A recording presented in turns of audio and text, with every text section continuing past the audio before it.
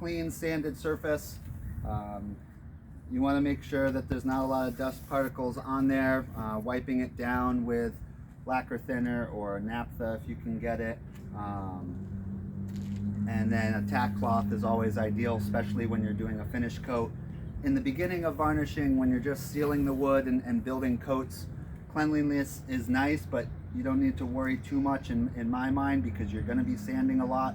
It's better adhesion if you have a clean surface, so it is good practice to wipe it down and prep it like you're doing a finish coat. If you're not very savvy with varnish and you're getting into it for the first time, there's no need to stress about it because varnish needs so many coats, but it's a good idea to try to just imagine that you're doing a finish coat each time.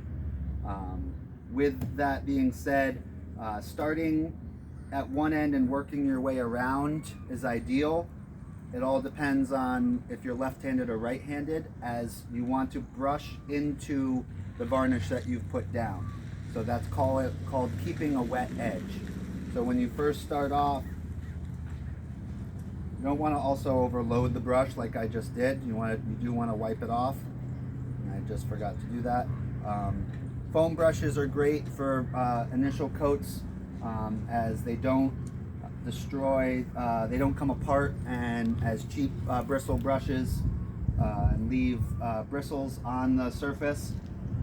They're disposable is the only downside. The other way to go is a bristle brush that's a badger hair. That's a good quality.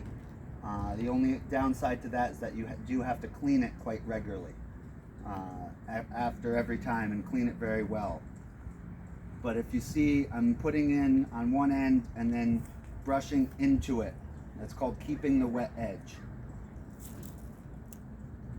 Again, trying not to overload it. And start your way outside and then pull the varnish into it.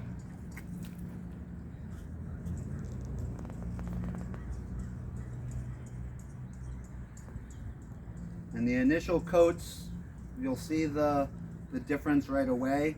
When you're doing build-up coats, it sometimes is tricky to see if you've missed any areas. Areas that are missed in varnishing are called holidays, because they take a break, and I don't really know, but there's always jokes to be made. And like that, and then pull the varnish into the wet surface. Again, keeping that wet edge.